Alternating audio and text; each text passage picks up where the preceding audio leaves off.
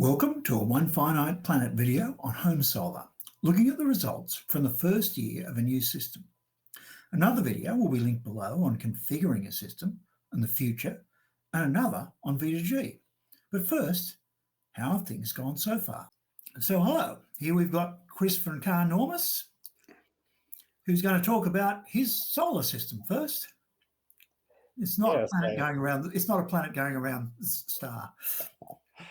Right. Yep. So first of all, I got the EV, and when I bought the car, I thought, oh, I can pump some free electricity into this car. So I thought I'd better get myself a solar system. So I went and purchased a solar system with 16 panels, and that's 6.6 kilowatts, and with a 5 kilowatt inverter. I received a 50% government, around $2,500 cashback for the system. So it ended up only costing me $2,500, which I thought was a really good deal. Unfortunately, this is not a very good day, but I currently, on a cloudy day, I generate around 2 kilowatts of power, but it can go up to 5 on a very good day. So, well, this is the current day taken at midday, so yes, that's right. So you're running 2 kilowatts, or 1.7 kilowatts, but you're probably on track to make 3.5 kilowatts on that. Correct. Yeah. So my total earning for the 11 months that I've had my system is around $407. I believe that's accurate. So that gives you an indication of how much power.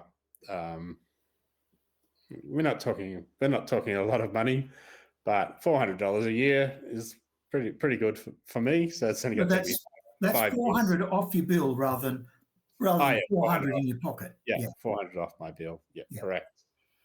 So that's just the app, my phone app, just showing me details of what my solar is doing. So we're going to the next slide. Right. Alrighty. So a couple of days ago, we had some very hot days. So we got full 100% capacity of the solar system. So what we find is when the sun comes up, it doesn't generate full power, but by 11 o'clock on the peak, we're getting close to full power. So we're generating 5 kilowatts of electricity, which is the maximum the inverter will generate. And of course, it's done it from 9 a.m. to 6 at night. We ended up full power from 11 till about 4. Yeah, about 4 o'clock, correct. And two clouds came over just after 10 or something. That's it, correct. Yeah, but so this is the maximum I can generate from my solar, which is 38 kilowatt hours. So if I charge my car, I would get just over 50% of my car charged just in one day on the solar system, which I think is fantastic. When you're at home, do you ever use 38 kilowatts in the car? Well, sometimes, yeah. Sometimes I charge the whole day. Yeah, 50% if I need to charge. No. I mean, do you ever drive enough to consume? Do I ever drive? No, I don't, unfortunately. No, that'd be more than 200 kilometers in one day. I average around 50 a day. Right, so about 10 kilowatts is more like it. Exactly, yeah. I use around 10 kilowatts a day. So every 5-6 days, I have to recharge. Yep, and you can get enough to charge 4 days worth in one day, roughly. Yeah, absolutely, yeah. So I can charge twice a week. If I get 2 good days on solar, I can charge twice a week and be fully self-sufficient. I don't need any electricity from anywhere else. But so that's just using solar to charge the car, right? Correct, yeah. Okay, next slide. Yep. So, but not all days are good. Unfortunately, now we're heading into autumn. So this is only half a day, though. It's only up until about 1 o'clock. Yeah. So this is actually today. So it's the 18th of March, and we had quite a lot of cloud cover.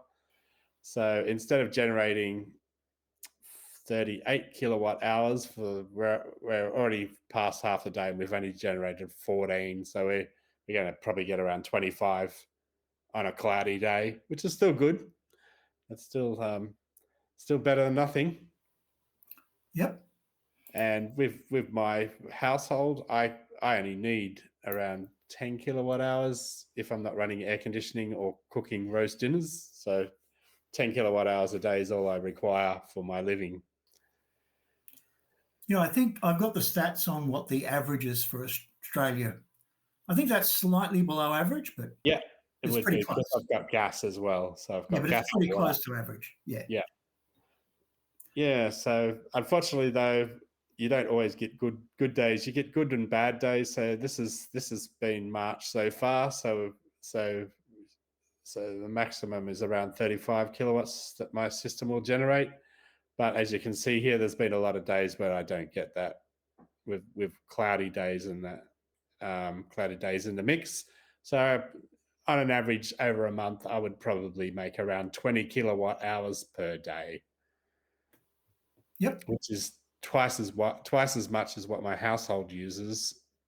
And so that would be I come out fairly even. So I can live with a 5 kilowatt system. I can charge the car and live, and I'm pretty well using exactly the same amount of energy that's being produced. Yep. What's gone for the month of March so far? Yeah. So if anybody's got an EV, you've got to be on the AGL EV plan because you get your 8 cents per kilowatt hour electricity at nighttime, which is my fail safe. If I get a lot of cloudy days, I have to charge my car at night. But even so, I'm charging at 8 cents, which is $5 for a full car for 60 kilowatt hours of energy. Yeah. So still fantastic deal. But you can see here, this was from March, 1st of March to the 29th, 1st of March to now to 18th. So I've only sold, because of the cloudy days, I've only sold $12 to the grid, but I have used $40 in electricity. So you can see, yep. So you pay the difference between those two? I do, yeah. Right. I pay the difference, yep. which is still only, my electricity bill is less than $50 a month with solar. And so that means so far for the month it's $26. Yeah. And if you look down here, I've produced 250 kilowatt hours, but I've had to, and then you've actually produced more than you've used. But I'm selling at 7 and buying at 30. So so they always win. Well, we'll get to that. Yep. Okay, and then we've got the graph of the previous 2 months. Yep. So this is from January to February. So I actually sold for the full month. I sold $31 and I used 39.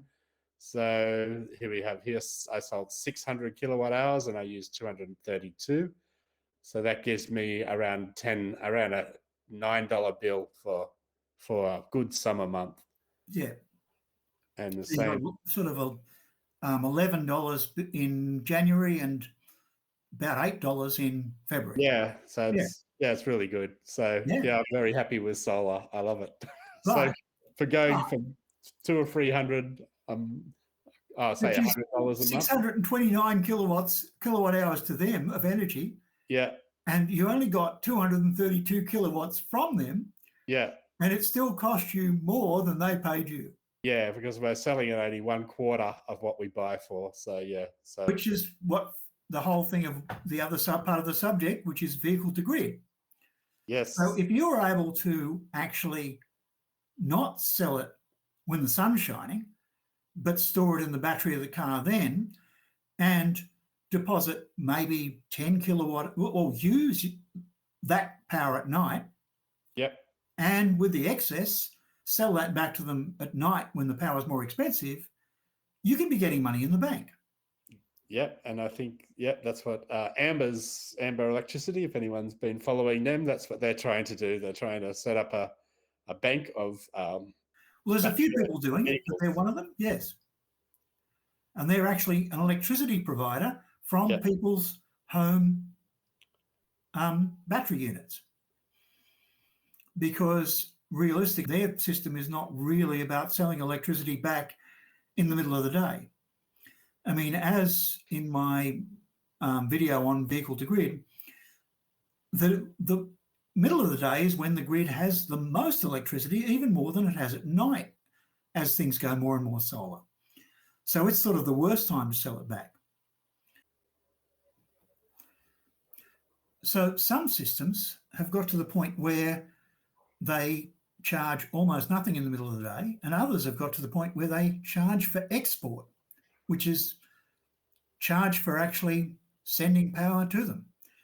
I would imagine that's the case with Amber, but even some grid operators are doing that. Yeah, I hope not too many of them do, because it's a pain trying to turn these solar systems off.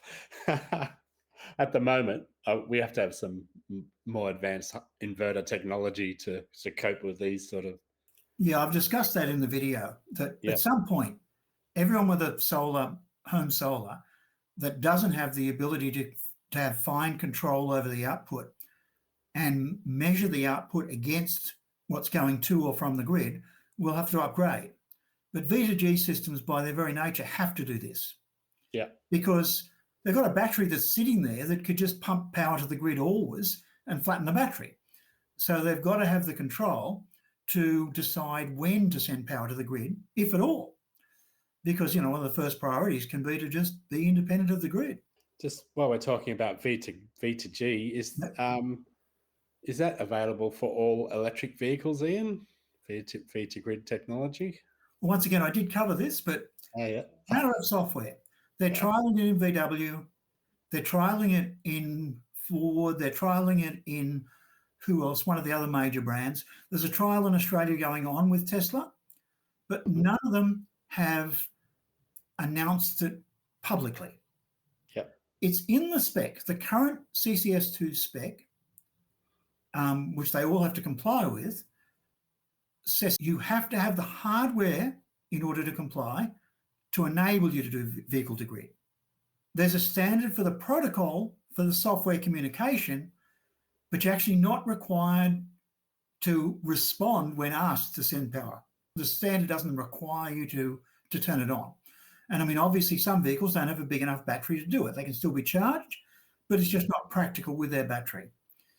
Now, of course, almost no one has it turned on by standard, but all it takes is a software update. Every vehicle that's currently sold has the capability. Yep. Now, it's got to have enough battery for it to be practical, which I estimate the floor of is about 15 kilowatt hour battery. Would make it practical to do some. 30 kilowatt hour is the minimum for someone who's going to drive normal driving and, full on power their home. 80 would be a really nice big family home. Well, it's more than that. I mean, 80s, you're going to get more than 20 years out of your battery, powering a family home, driving 25 to 30,000 kilometres per year.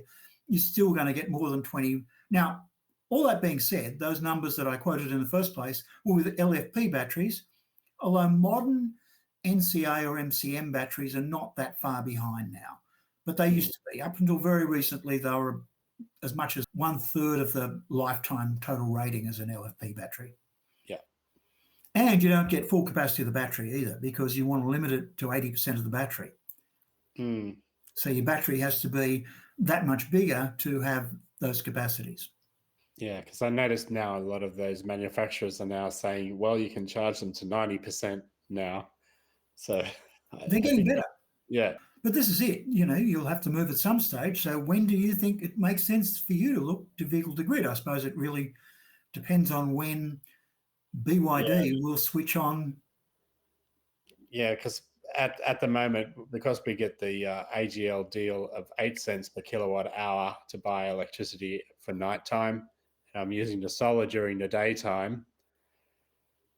And from my understanding, the hybrid inverter is going to be a pretty hefty investment, like $5,000 or something. So you really have to do your sums to see if it's justifiable. Well, what was the total cost of your current system?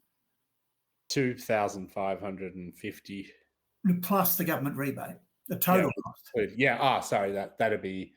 I think it's around $5,000 in total. Yeah, so around $5,000 in total. It should be less than $5,000, I think, for that unit alone, but, it's still a fair. Yeah.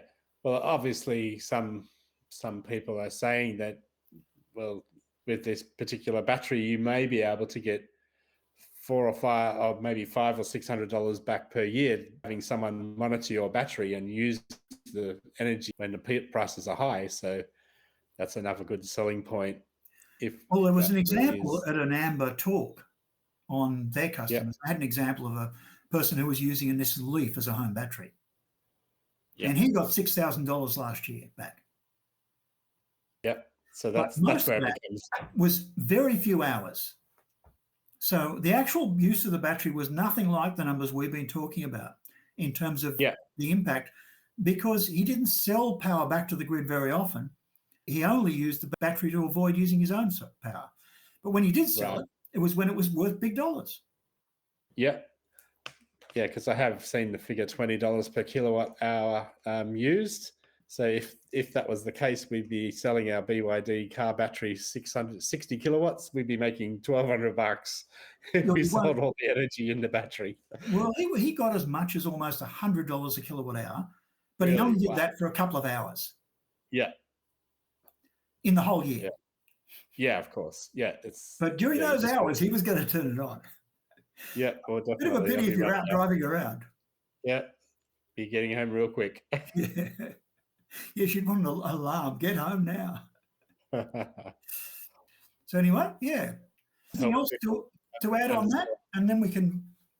Yes. So yeah, if anybody's considering getting solar, Oh, I would definitely recommend it. Like the return, if you're lucky, fortunate enough not to have any shading on your roof, which is how I am at the moment. So I'm returning around $400, I think up to $500 per year. So my system will pay for itself in 5 years. yeah.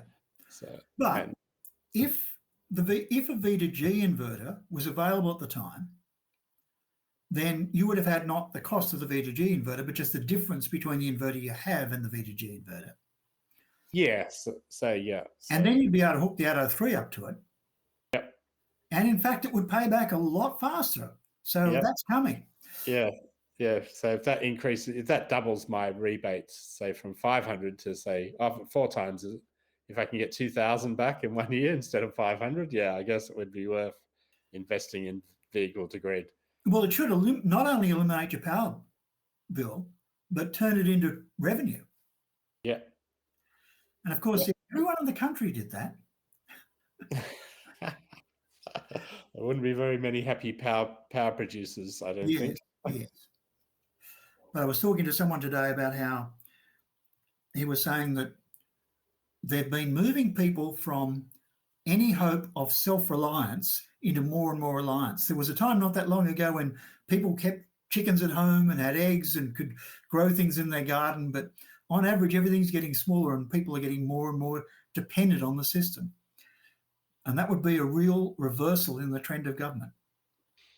Yeah, because I think we've really been able to capitalize on those advancements now, because if you have an electric car where you don't pay for fuel, so that's a big loss of revenue for the government. And now if you have solar panels, you're really not really paying a great deal for electricity. So They're getting it back by raising power prices. yeah, that's right. But, I mean, they're on a contract whereby the grid is on a contract that their revenue is protected. Right. Yeah. So they have to get the revenue. Mm. And they're unable, if they sell less electricity, they're automatically able to just put up the price. I mean, the people who are buying the solar are saving, but the people who are not buying the solar are actually compensating for the people who've got the solar. Yeah, that's what I think is a really bad deal for the economy, or for people in general. Like if you're fortunate enough to have solar panels, you have free electricity. But if you're not fortunate enough, you get these huge bills. And with V2G, it's yes, going that's to move to, not always a good thing. if you can have an electric vehicle or a EV hybrid, which gives you the flexibility of a petrol vehicle, combine that with having solar, and you get money back from it. Mm. And then there's other people who'll be paying substantial amount for it. So it's interesting to see where it goes. There'll be a tussle politically over this because, there's a lot of people who don't want to see it happen at a certain point. EVs don't do that much because I think we're talking today, it's 0.5% of the population move from non-EV to EV each year at the moment. Yeah. But yeah, solar's definitely having a bigger impact than EVs, I would say. Yeah. Yep. All right. Well, that's probably covered that topic. Yep. Okay. Speak to you again soon. Thank you.